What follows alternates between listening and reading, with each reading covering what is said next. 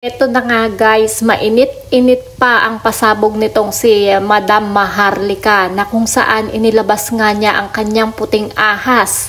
At ito nga ay si Daryl Yap at si Senator Amy Marcos daw. Ang dami niya ditong revelasyon guys, panoorin natin.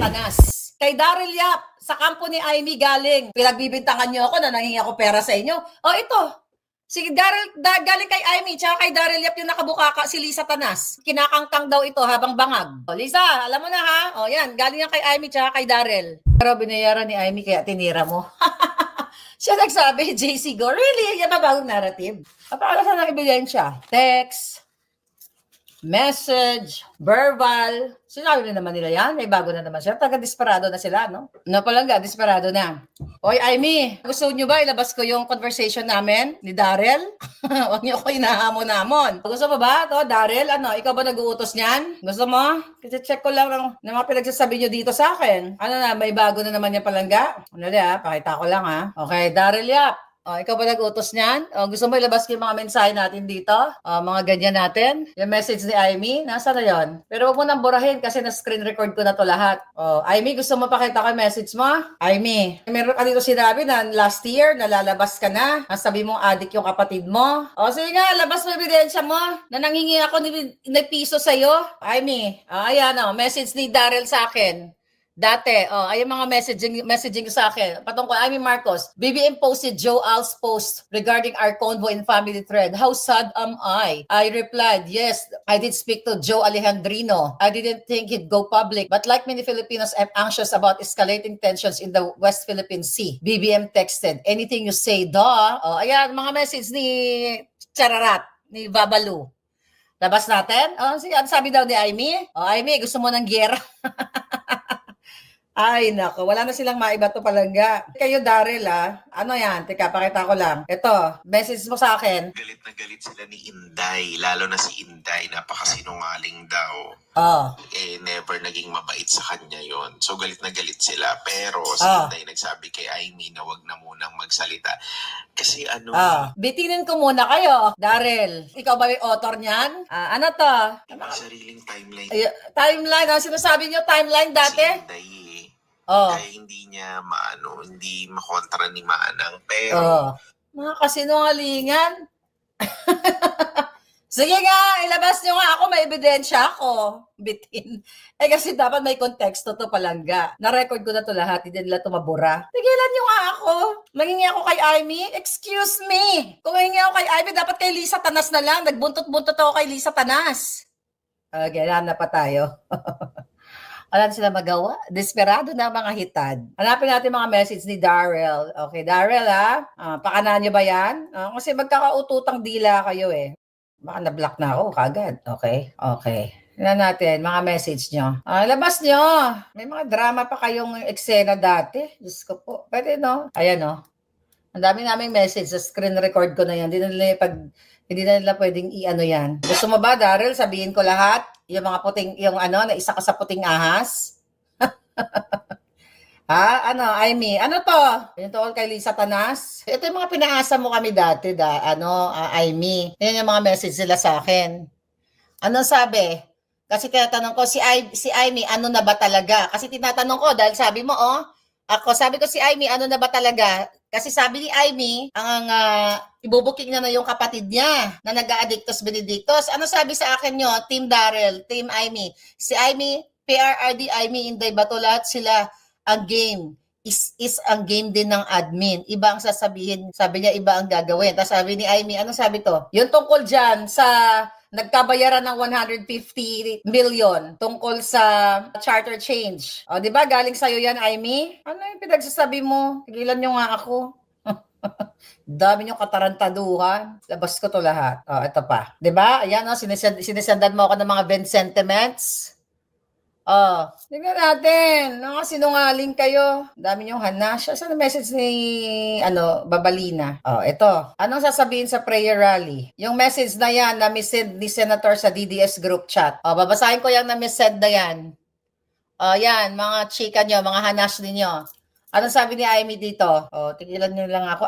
Anong sasabihin sa Saturday sa prayer rally? Traumatic yung meeting kay BBM. Kanina, kunwari, wala siyang alam. Yung pala, todo niyang sinusuportahan ang People's Initiative na yan. O, ayan o. Amy, labas mo. Naumingi ako sa'yo. Eto, lalabas ka message mo na napunta sa akin. Sabi mo, anong sasabihin sa Saturday prayer rally? Ito yata yung doon sa yung nagsalta siya ng mga napapaligiran ng demonyo yung ading niya. Traumatic yung meeting kay BBM. Kanina, kunwari, wala siyang alam. Sinabi niya sa kapatid niya, yung pala, todo-todo niyang sinusuportahan ang PI para magkaroon ng 2 times 5-year term at iba pa.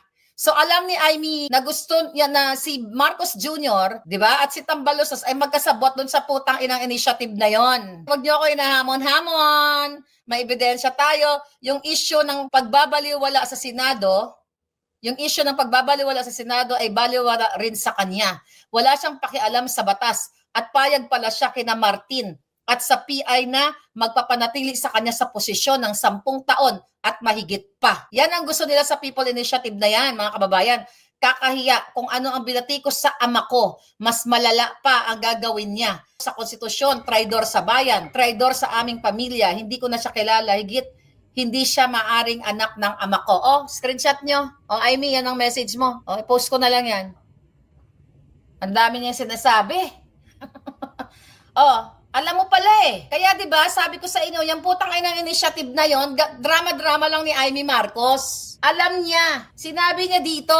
Hindi ko dapat nilabas kasi may usapan tayo, Daryl. Okay? Pero alam ko, ikaw ang behind ng mga kasinungalingan na yan. Hindi labas ko na lahat. Alam ni Amy, ang sasabihin niya sa prayer rally. Dali, pakita natin sa inyo.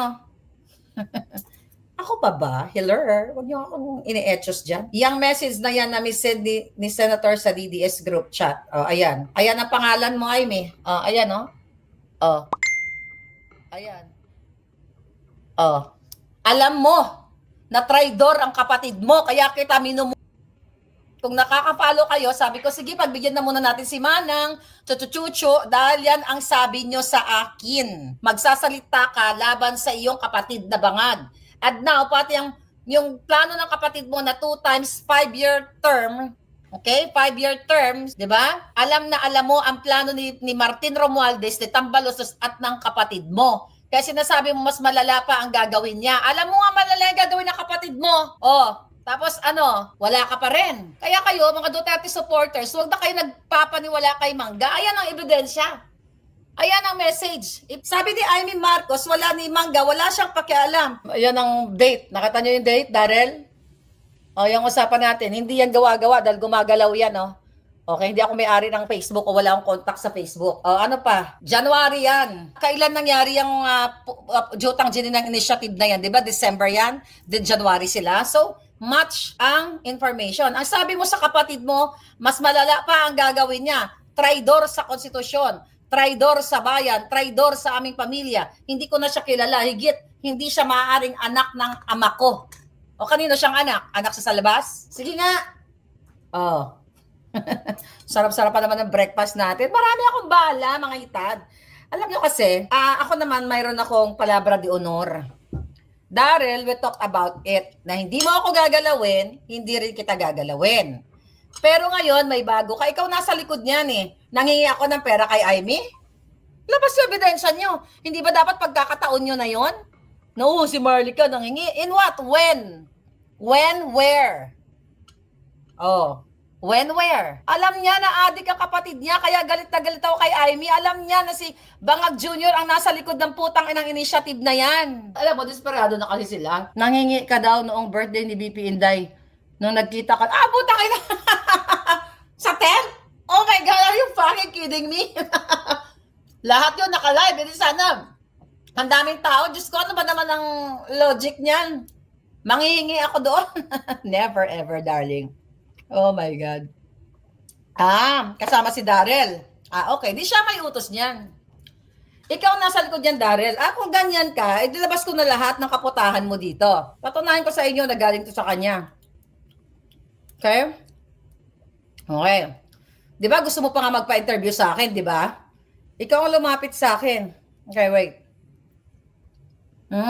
Gusto niyo akong sirain, ha? Hindi kayo hindi kayo magwawagi.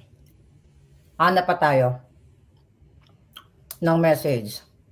O, Lisa Tanas, gusto mo malaman kung sino ang nag-send sa akin ng iyong bigat na nakalabas? Si Daryl Yap. Lisa, ikaw yan, galing kay Daryl yan. Yan ni Lisa. Siya puting ahas.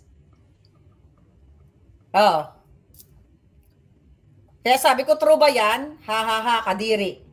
Ayan, Lisa, puting ahas ko. Si Amy. Tsaka si Daryl. Yung mo daw yan. Sige nga.